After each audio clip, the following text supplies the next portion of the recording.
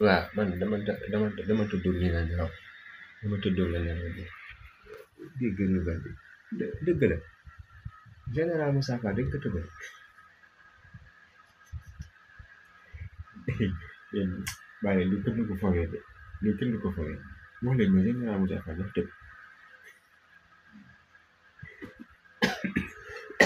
te des na Pape Alé moom leen def DG RTS ay yàlla ay waay aji muñ ji ay waay aji muñ ji tey nekk na DG RTS lu mu daj lañ ko tëj ngir dafa liggéeyam rek en tant que journaliste cependant yeneen xottu journaliste yi nga xamante ne tekkuñu woon dara yàlla man waa général Moussa Fall dëgg bi dafa tëb nii ñu ngi si avril ba tey dëgg